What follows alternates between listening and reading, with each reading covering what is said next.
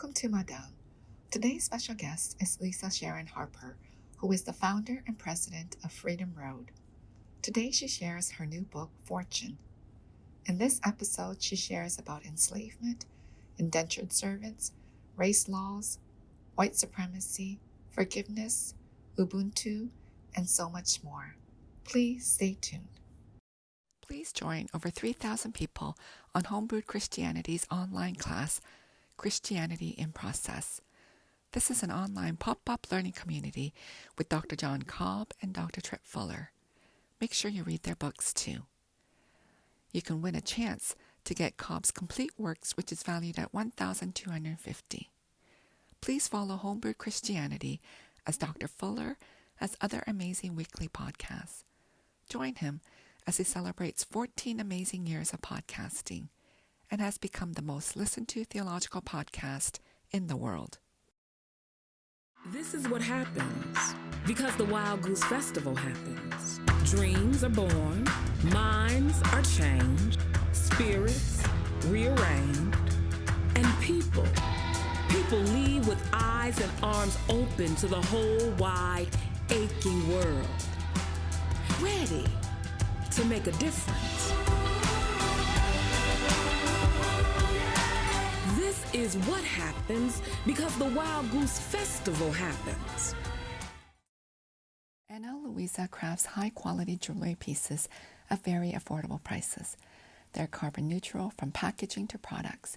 I really love this about Ana Luisa. Their designs are unique and will make you feel empowered, elegant, and at your finest. They have fair prices with jewelry starting at $39, and new jewelry collections are released every Friday. Go to shop.analuisa.com/Madang for Ana Luisa's buy one, get one 40% off sale. Free shipping and returns in the U.S. I know you'll love them. The 56th Annual International Convention for Rainbow Push Coalition will be held June 18 to 22nd. Please attend this important conference. This year's theme is opening new economic markets.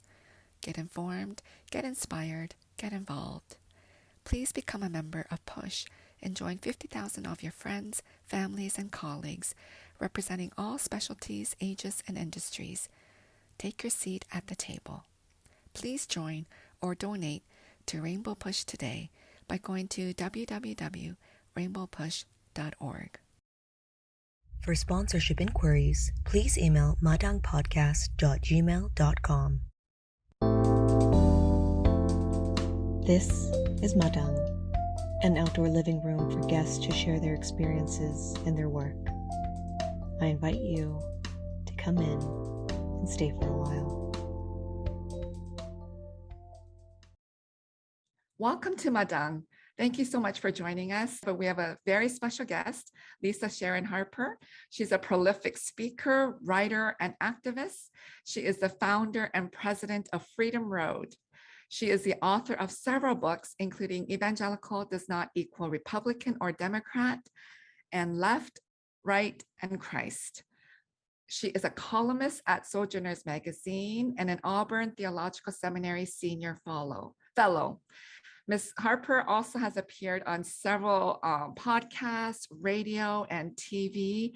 She writes extensively on shalom and governance, immigration reform, healthcare reform, poverty, racial and gender justice, climate change, and transformational civic engagement. She has earned her master's degree in human rights from Columbia University and has served as Sojourner's chief church engagement officer. So today I'm so thrilled to have Lisa on Madang to talk about her latest book, Fortune, How Race Broke My Family and the World and How to Repair It All. So welcome, Lisa. Thank you so much, Grace. It is such a privilege to be in conversation with you. Thank you so much for the invitation. It's a privilege to have you. It's such a joy. And I just love your book. And you got wonderful endorsements. Sister Simone Campbell says, Lisa Sharon Harper is a woman of faith who listens, learns, and responds with creativity to the world around her. As a pilgrim in challenging times, like the early disciples, she brings insight and wisdom to the quest for justice. I especially appreciate her engagement of the issues of race in our diverse society. What a wonderful endorsement. And I really, really loved I really loved your book. But before we get into the book, just tell us about Freedom Road. You founded it. You're the president. You're doing so many wonderful things. So tell us, the listeners, what it is. Well, thank you. Oh my gosh, Grace. Now I feel okay. I really have to live up to this now. This is like a really glowing intro. I really appreciate that. Thank you. Well, let me say, Freedom Road was it started as a dream. And the dream was to be able to take as many people through the kinds of experiences that shift and widen and change our worldview so that we might be able to achieve that beloved community that Dr. King talked about back in the civil rights era. And so what we exist to do in order to get there, we realize we have to shrink the gap between our narratives. So that's what we exist to do, is to shrink the narrative gap in our nation. And that's the gap that exists between the stories that we tell ourselves about ourselves and how we got here, and the truth of how we actually got here. And then also the stories, the gaps between our various stories, different people groups tell about our origin as a nation, and the gap in our faith story. So there's a large gap right now that where people are discovering that it comes from the origins of the text being in an Afro-Asiatic culture and geography, but it's being told from the perspective of Western Empire. And so there's a lot of meaning that has been dropped in the text, not understood, and a lot of relationship between powers that is not understood, that I think we need to shrink that gap as well. So we exist to do all of that. And we do that through training and consulting and coaching and forum design. So we design events and forums, and through pilgrimage. And we started actually with the pilgrimage piece. And that, I think, is kind of our flagship thing we do. So we bring people through experiences that help to gain common understanding, common commitments, and leads to common action. Wow. I've seen many pictures on your pilgrimage. So how long are these pilgrimages that you take people on? Well, it depends on which one. I mean, because if it's a custom pilgrimage, it can be anywhere from half a day to a week to 2 weeks. We have done as much as 1 week. If it's one of our stock pilgrimages, ones we do all the time, and like we know how to do this, the Ruby Woo pilgrimage is a pilgrimage through the story of women's empowerment in America. That's altogether, it's 3 full days on the road. But then there's a fly in day and a fly out day, and a lobby day, which is a part of that fly out day. And then there's another pilgrimage that we're doing this summer, actually, in a month. Oh my gosh. What? I mean, we have 200 people going on this pilgrimage. What? Yes. At one time, 200 people going on a pilgrimage that is called the Established 1619 Pilgrimage. Wow. Yes. Wow, 200 people. That is amazing. Because I've seen your previous pilgrimages. Maybe there were like 10 or 20 people. Yeah, 25, 30. Yeah. Yeah. Oh, 25, 30. I can't believe you can have 200. Yeah, I know. 20, 25, 30 is our norm. But Trinity UCC, with Trinity United Church of Christ in Chicago, Pastor Reverend Dr. Otis Moss III called me one time, and I was actually on a pilgrimage when he called me, which is really ironic. I was visiting down, ironically, literally the land that the original African enslaved people were brought to in 1619. I was down in Hampton, Virginia, doing a pilgrimage at the time. And he called me and said, Lisa, we want to do a 1619 pilgrimage with you. Would you be up for that? And so this was literally back in 2019. And so we had planned to do it in 2020, and it got postponed, and then 2021, and that got postponed. So we are finally on this thing with 200 people. And it's not only Trinity, actually. We opened it up, and we have people from Auburn Seminary coming, and then another group, and then a lot of individuals from all over the country. Wow, that is amazing, Lisa. I can't believe it. And you also have like a podcast there. So tell us about your podcast for Freedom Road. Yeah. So the Freedom Road podcast has been going almost as long as the business has been, the consulting group has been going. We started in January of 2018.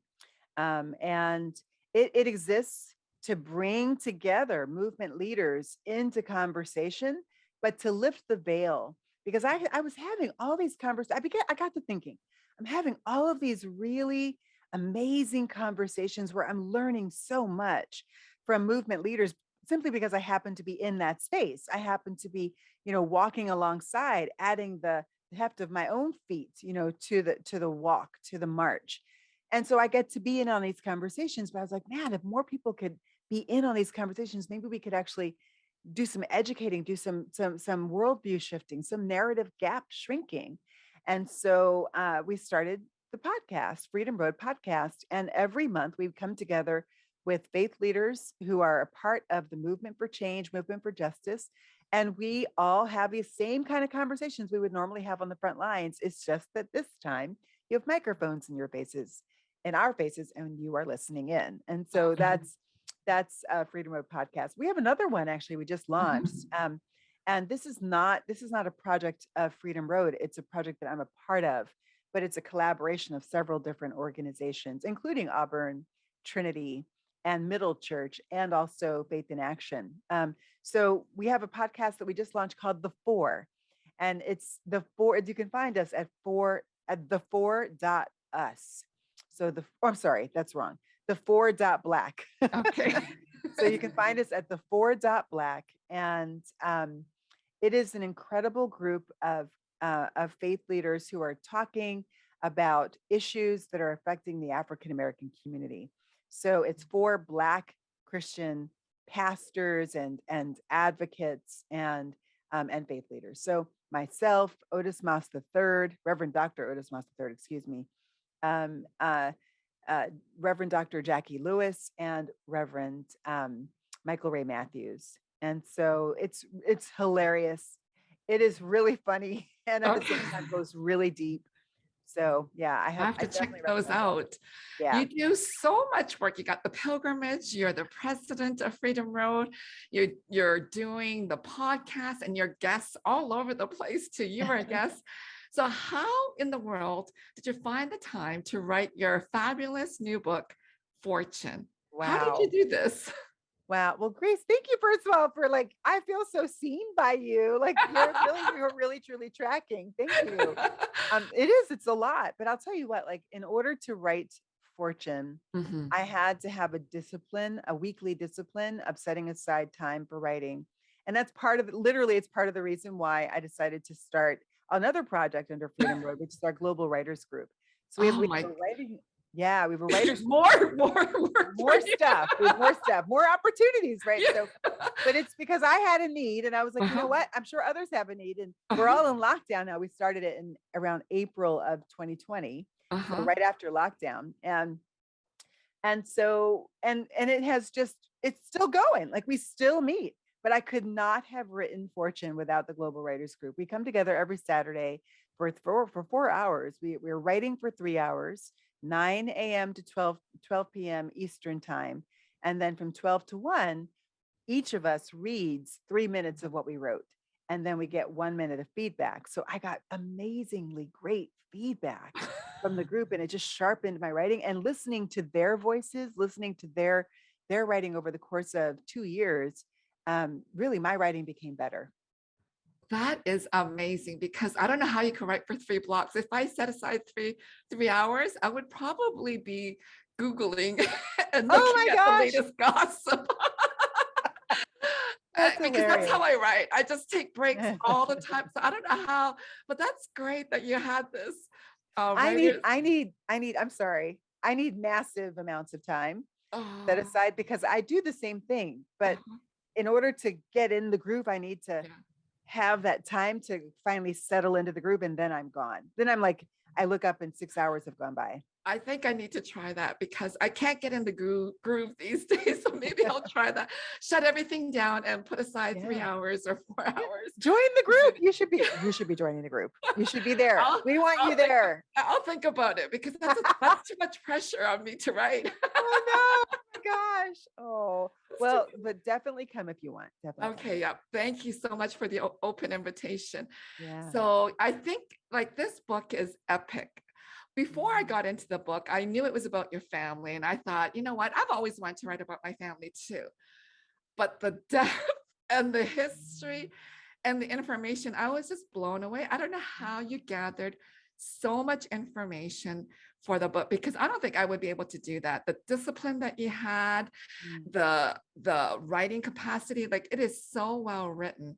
So you Mm. named your book Fortune, and it's your seventh great grandmother, Mhm. and her teenage body absorbed the wrath of the first race, gender, and citizenship laws in this land. That's what you wrote on page 34. Mhm. So Mhm. how did you decide you're going to do this? Because it is an epic book. It is enormous. There is just so much detail. I don't know how you even kept up. Like, how can you trace it all? So tell us how you got started and why you got started, and then how yeah. So tell us how. Yeah, I mean, it's actually a really great question, Grace.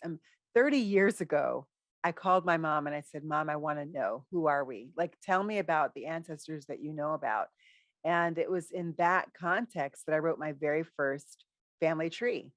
And so literally it was 1991. So 31 years ago now. And so I still have it. It's actually sitting right over there. And so, Oh, yeah, you can literally, right. grab So I that. still have that thing. And Uh-huh. now 31 years later, we have about 1,600 people that we have on our family tree. It is unbelievable. So it's in, and I'll tell you, it was just accelerated by light years with ancestry.com. They are not paying me to say that. It's just the truth. And then also, because I'm African American, um, I hit that wall of the Civil War. It's like a brick wall because they didn't really track our lives in any meaningful way and consistent way before abolition.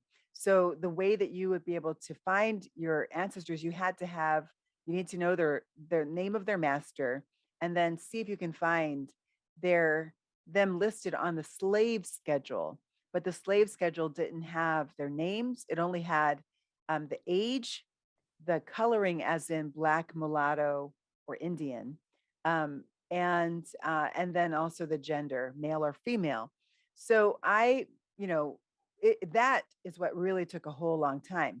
When things opened up for us, when we were able to trace back that far, was when we discovered the possible link with Fortune Game McGee. And that was my mom. My mom is the one who discovered the Fortune family. And that's because of amazing genealogical work that's been done on free Black families in Virginia, Maryland, Delaware, North Carolina, and South Carolina. And these are like 5 of the original colonies, right? So, and slaveholding since the very beginning of their colonial experience, or almost the beginning. So when we discovered that there was a possible match there, and then we began to go back, kind of we traced from both sides, from Fortune forward, and then from our Fortune line backward, we realized there was a very likely match there. And now DNA has begun to connect us. So we know there's a DNA cluster. We can't figure out exactly who, but we know that we're in this cluster that is connected to the family that she comes from. And so, yeah, so when I realized that and began to read about Fortune, because this genealogist, Paul Heinig, has done all this work on all the free families in the colonial, free Black families in the colonial era, I knew enough of her story to understand the context within which she was sitting, because I knew that the very first race laws in America were passed in 1662 in Virginia. She was born in 1687 in Maryland, the second colony ever. In 1662, um, they passed the very first race law, and it was in response to the problem on the ground that they perceived, which was the problem of mixed race children, Yeah. right? So these mixed race children were confusing the racial caste system that they had been developing through their social mores and then also through judicial rulings, but they had not legislated it yet. And this woman named Elizabeth Key took her case to court, and she won. She argued on the basis that English law says that citizenship comes through the line of the father. and you cannot enslave another English citizen. And her father was an English citizen. Therefore, she should not be able to be enslaved. Oh, and by the way, he had her baptized. And English law said, or English common law said, you cannot enslave another Christian. So she won. She won her case. And after her, a bunch of other enslaved people whose daddies were English citizens because they raped their enslaved mothers, they began to say, wait a minute, I shouldn't be able to be enslaved either. So they took their cases to court and they won. So in 1662, this is about 12 years after Elizabeth Key won her case, the House of Burgesses in Virginia, they looked up and they saw all these people kind of flooding off of their plantations. They were losing free labor because of this. So these law-abiding lawmakers, what do? They changed the law. They decided to change where citizenship came from. No longer would it come through the line of the father, as it did in English common law in this English colony. No, instead now they would turn to the law of partus, which is Roman law. Now, somebody tell me what Rome has to do with Virginia. Yeah. I mean, come on, I don't know. But they're grabbing on some straw. Exactly. They're grabbing for a way to keep their bottom line. Yeah. A way to keep their bottom line. So Virginia went first in 1662 and Maryland followed 2 years after. And their perceived problem was the exact opposite. It wasn't white men. They had that problem, but it wasn't the thing they were legislating against. They were legislating against white women falling in love with and marrying enslaved Black men and having children with them. And that was the situation that Fortune's mother and father were in. Her mother was an Ulster Scot woman, an indentured servant, who fell in love, didn't marry, but had Fortune out of wedlock with Sambo Game. Sambo is actually, it is a Senegalese name. It means second son, right? So in 1664, the law that they passed in Maryland in order to keep white women from marrying enslaved Black men and having their children was to say if a white woman were to do that, she herself would be enslaved and her children would be enslaved in perpetuity. Wow. And so they begged off of that by the time Fortune was born, literally 6 years before she was born, they reversed that and they said, no, I'm sorry, never mind. And they didn't replace it. So Fortune likely was not enslaved and not indentured for the first 18 years of her life. She just lived free, or at least she lived with one of her parents, but not herself indentured. But then the law changed again. And by the time she stood in court in 1705, the way that it read was this: if your mother is white, then you cannot be enslaved. But if your father is Black in this same equation, you will definitely be indentured. And if they were married, you'd be indentured for 21 years. If they were not married, you'd be indentured for 31 years. And they were not married. So Fortune was ordered to be indentured until the age of 31. Wow. Yeah. Like, this is so much history. Like, I learned so much from your book. I don't know if you knew all this before you started the book, all these laws. It just amazes me how, the white dominant society will do whatever they need to for their own gain and profit. It's unbelievable because I don't know too much. Like, I learned so much from your book, so I was so grateful.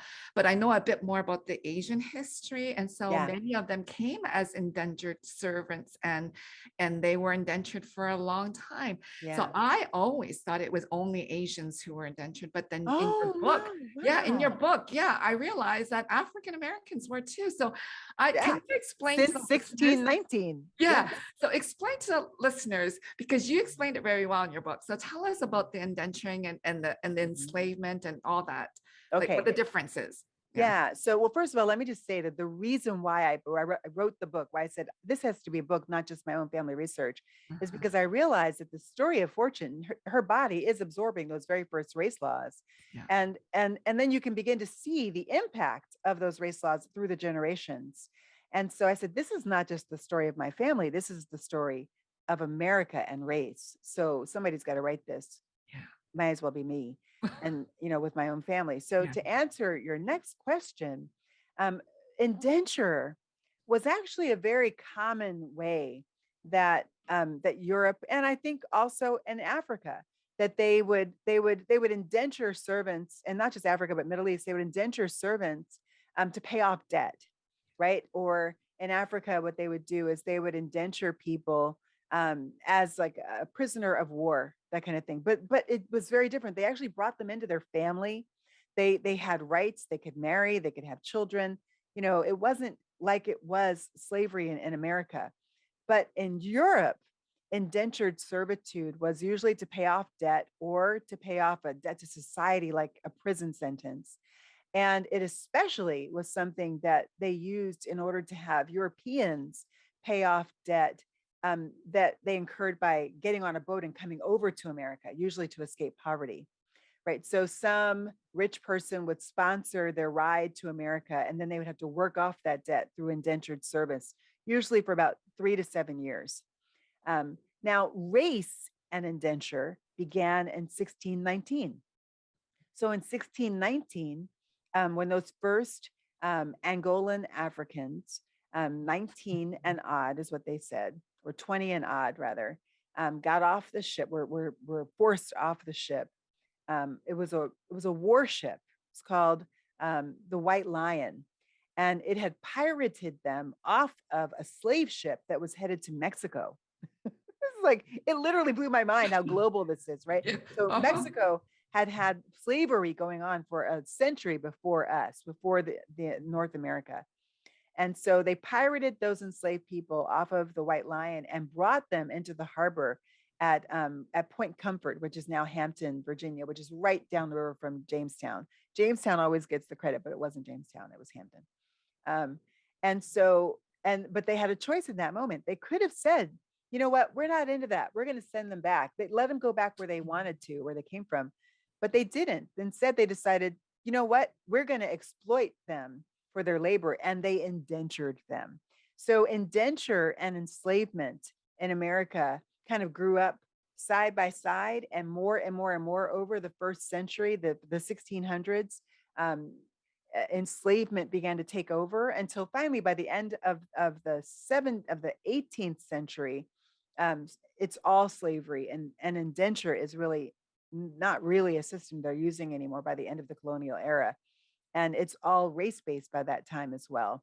And that was a way for them to be able to track people, so that when they run away, they're easier to find, easier to catch, harder to blend in. So that's why they went from indenturing white, Black, and Native American people in the early 1600s through the 1600s to enslaving Black people and creating a whole class. Because with that first race law, what they said was the children will become enslaved in perpetuity.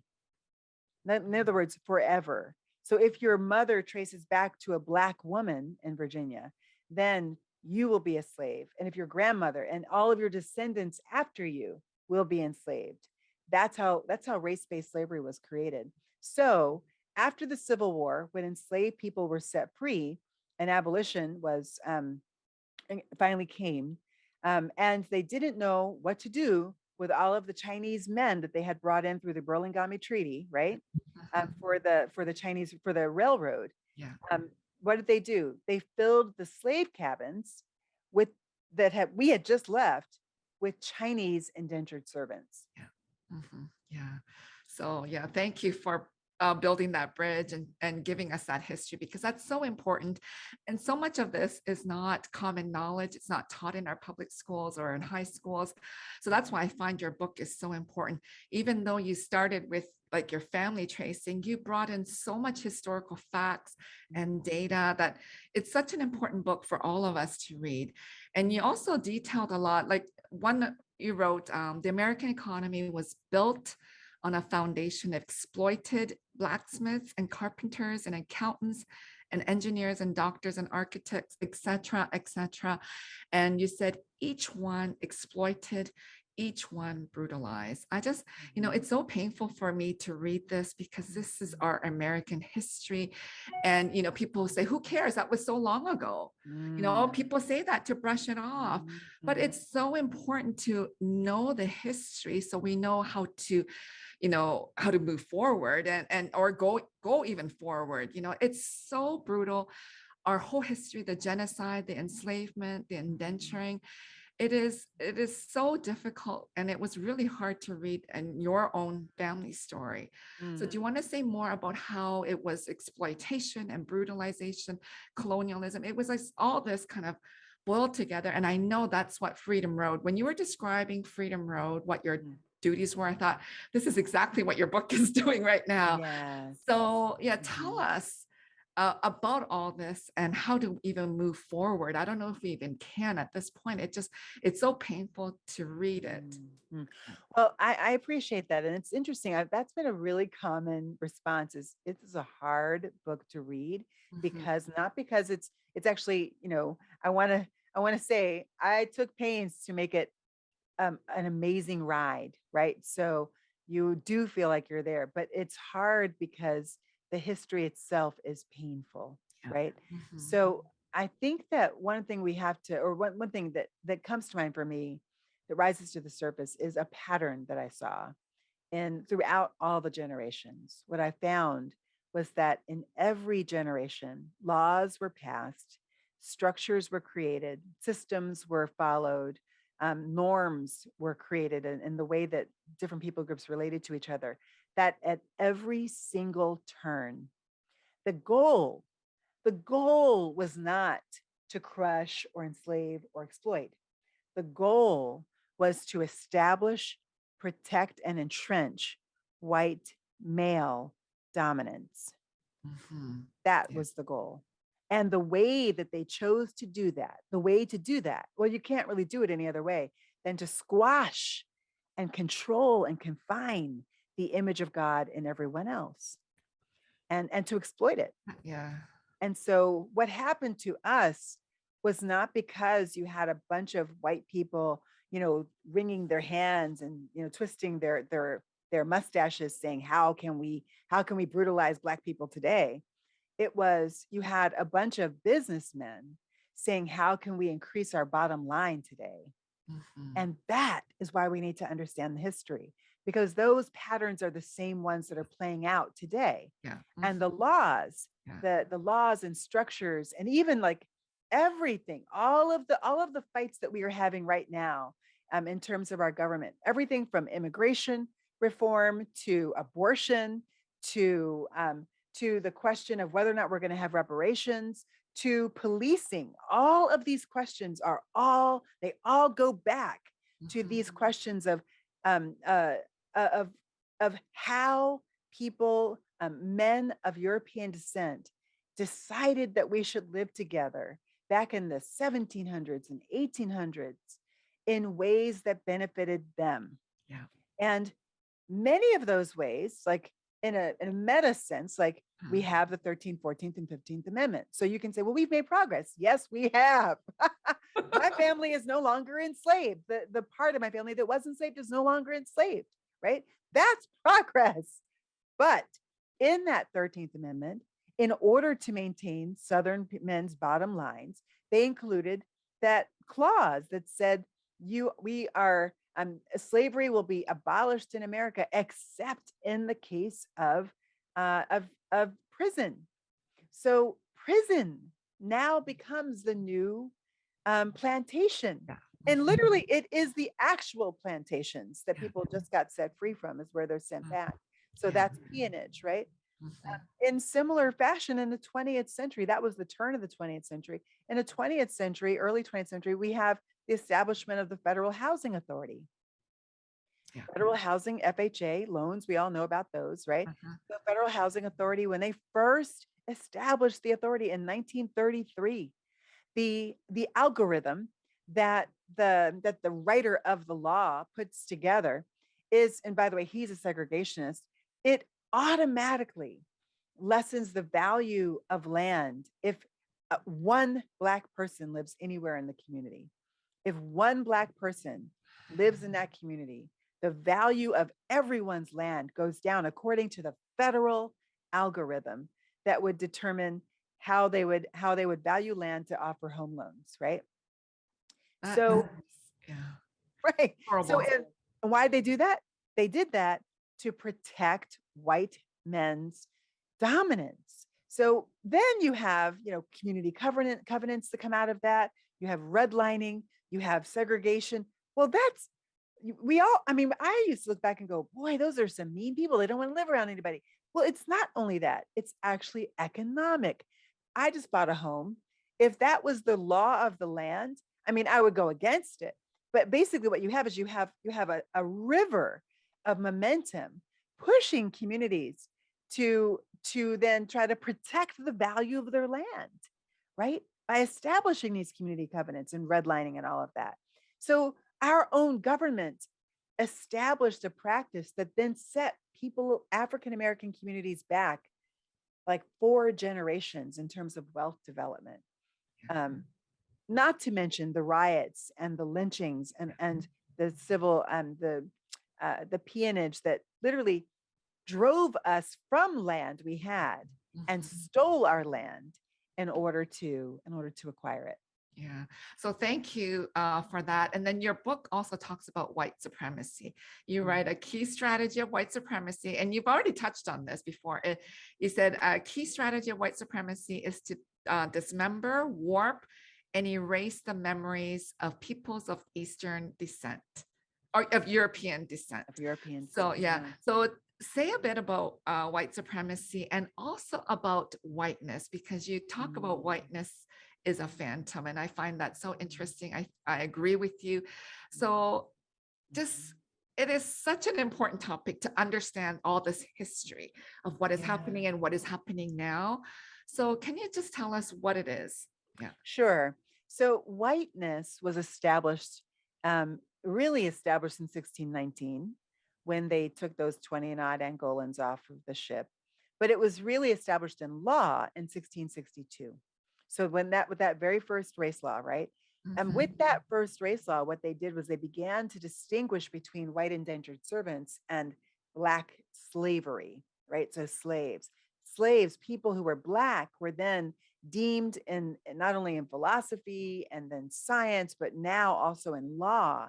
They were deemed as having been created to exercise their skills and knowledge and brilliance on behalf of white wealth in order to grow white wealth. So whiteness was created in order to, let's put it this way, on American soil, what it did, how it functioned, was to bring together in coalition multiple, like many, many different ethnic groups that had been warring against each other on the continent of Europe, and classes that had been warring against each other on the continent of Europe. And they brought it together under the banner of whiteness and in order to create dominance. So whiteness exists to create dominance on this continent. And wherever colonization landed, that was the very first thing they did. Wherever they landed when they colonized land, is they created a racial caste system with white being at the top. So it wasn't like, they didn't like on the census, on the very first census, 1790, they didn't have Irish American, Scottish, German, Lithuanian, even though all those people were here. Instead, they had white. And actually, that was the only category on the census. The only racial category on the very first census was white. The other one was slave. Isn't that something else? So it took 10 years, another decade, for them to get Black, slave, and free, right? So, and then other. But so whiteness is the axis around which all law was developed in the antebellum period and the post-colonial period. So whiteness equals ruler in America and ruling class. And even if you're poor and you're white, at least you're white. Yeah. Like that was the bargain. At least you have the rights of citizenship. You can own land. You can appear in court to protect yourself. And that's only if you're a male. So it was really, again, white men. Yeah. Wow. So thank you for explaining all that. It's so important. And then, so, your book isn't all negative, all these negative things, you do have a great part where you do talk about forgiveness. So forgiveness for me has always been a difficult topic. So Yeah. how do you talk about forgiveness in light of all this horrific past? How do Yeah. we, because you wrote, it is a choice, an act of agency by survivors, Yeah. most often brutalized to the erasure of agency. Mhm. So how, as Christians, Jesus always tells us to forgive, but it's always been hard for me. So Mhm. how do we do this? And yeah, just How tell do we us. do it? So it's a great question, Grace. I mean, I think first of all, let me just say, forgiveness is not for weak people. Forgiveness takes strength. Mhm, It takes strength of character, but it also takes strength of your gut. mhm, But it also takes faith, because what you have to have faith in when you forgive is that when you release the one who owes you, which is what forgiveness is, it is mhm, releasing the mhm, debt that one owes you. When you release them from the debt that they cannot repay, that's my argument in this book, is to release people of European descent from the debt that is impossible to pay. For mhm, example, my great grandfather, Hiram Lawrence, Henry Lawrence is written about in one of those chapters, right? So, chapter 2, his son, Hiram, eventually moved to Philadelphia and bought a whole block of homes.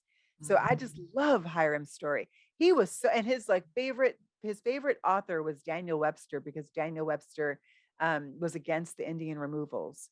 And Hiram talked about how part of his family was Native American. And so he bought a whole block of homes, because in his family story, they had lost land to the Native American removals. And now he's like, I'm getting the land. So he's here. They have a block of homes that they leverage for people coming north, streaming north during the Great Migration. And in the late 1950s, the city or state comes and they snatch that land by eminent domain. They claim it. So here's two times now in his family story where he's lost land. And the thing is, there was a thriving Black community in this community called Elmwood in Philadelphia. And it was legacy. This was land that could have been passed down in our family, and it could have been worth so much. It could have paid for college educations. It could have, I mean, land is everything, especially in a capitalist system. yeah. So what are you what am I going to do? That's never coming back. I can't demand that the city give back that Elmwood community to my family. That's never coming back. Those people are dispersed forevermore. So if I were to demand of the city of Philadelphia or the state of Pennsylvania that they give back Elmwood, that community, to me, I would die in a deficit. It would be me who actually spends my life with a hole in my soul, feeling that the emptiness of the lack of something that should have been mine but isn't. Mhm, mhm, So if we decide to release them of the debt of that community, of bringing back that community, then the tie that bound me to my oppressor is actually cut. I can now say to my oppressor, go. You can go now. I don't need you mhm. anymore. Go So now. powerful. Right. And then I can turn to God. I Mm, can say, God, you are the one with cattle on 1,000 hills. You are the one who changes the course of rivers and moves mountains. And you say it is your good pleasure to give your children what they need. So, God, it's time.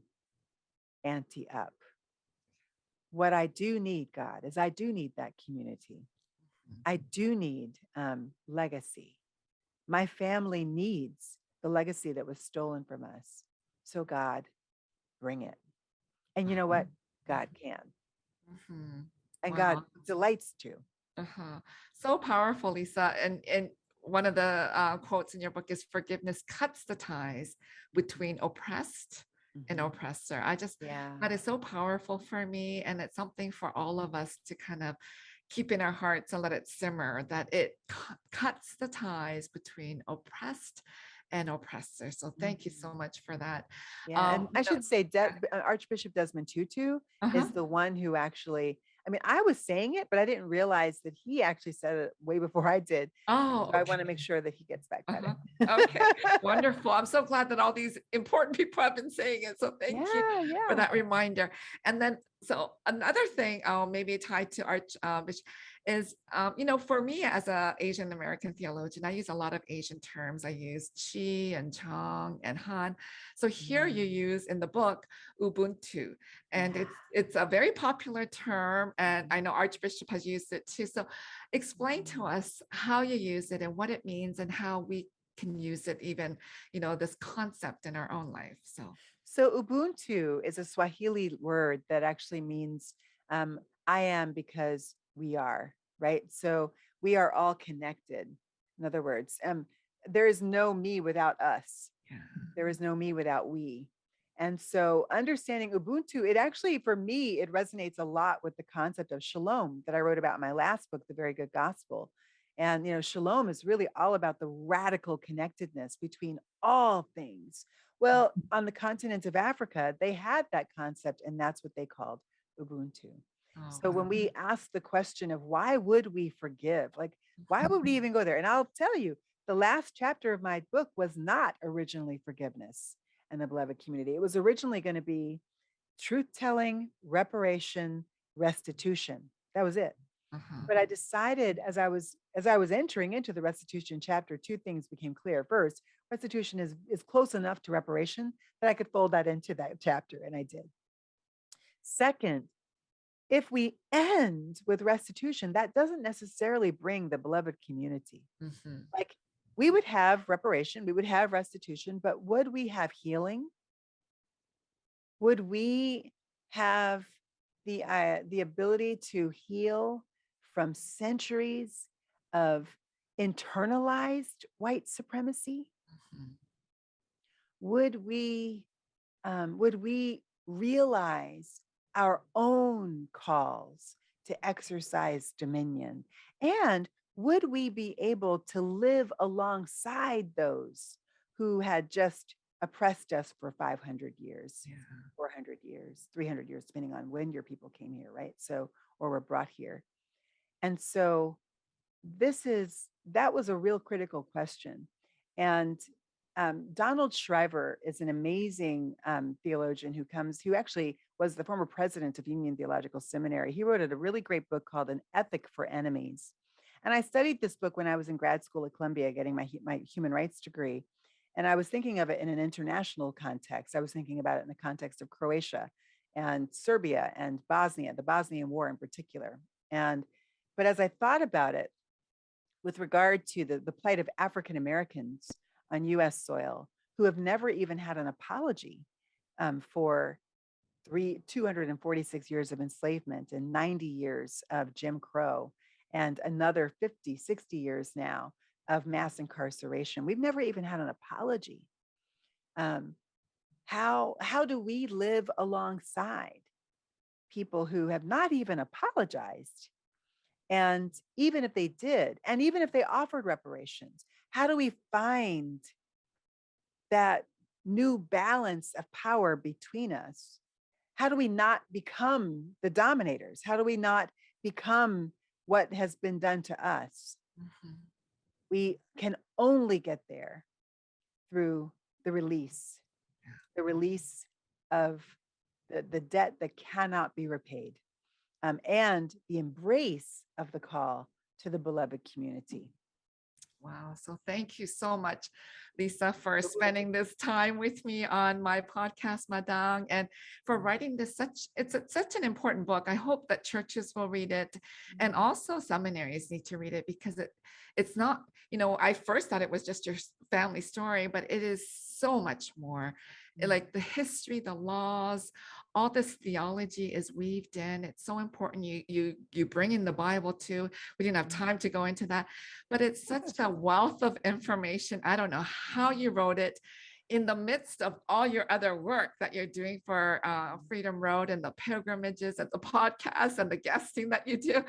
So thank you so much for writing it. And I'm traveling, so I don't have a copy of the book to hold up, but you have it right Oh, behind you. But hold it up too so we can all, it's a great feel too. It's a thick book, a lot of information.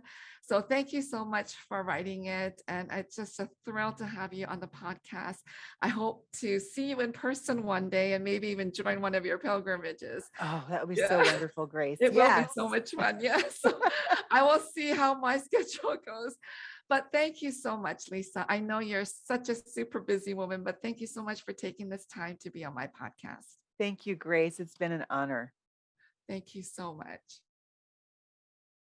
Please join over 3,000 people on Homebrewed Christianity's online class, Christianity in Process.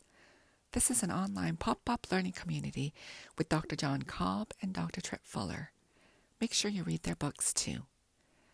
You can win a chance to get Cobb's complete works, which is valued at $1,250. Please follow Homebrewed Christianity as Dr. Fuller has other amazing weekly podcasts. Join him as he celebrates 14 amazing years of podcasting and has become the most listened to theological podcast in the world. This is what happens because the Wild Goose Festival happens. Dreams are born, minds are changed, spirits rearranged, and people leave with eyes and arms open to the whole wide, aching world, ready to make a difference. This is what happens because the Wild Goose Festival happens. Ana Luisa crafts high-quality jewelry pieces at very affordable prices. They're carbon neutral from packaging to products. I really love this about Ana Luisa. Their designs are unique and will make you feel empowered, elegant, and at your finest. They have fair prices with jewelry starting at $39, and new jewelry collections are released every Friday. Go to shop.analuisa.com/Madang for Ana Luisa's buy one, get one 40% off sale. Free shipping and returns in the U.S. I know you'll love them. The 56th Annual International Convention for Rainbow Push Coalition will be held June 18 to 22nd. Please attend this important conference. This year's theme is opening new economic markets. Get informed, get inspired, get involved. Please become a member of PUSH and join 50,000 of your friends, families, and colleagues representing all specialties, ages, and industries. Take your seat at the table. Please join or donate to Rainbow Push today by going to www.rainbowpush.org. Show your support and please order Invisible, available wherever books are sold. For sponsorship inquiries, please email madangpodcast.gmail.com.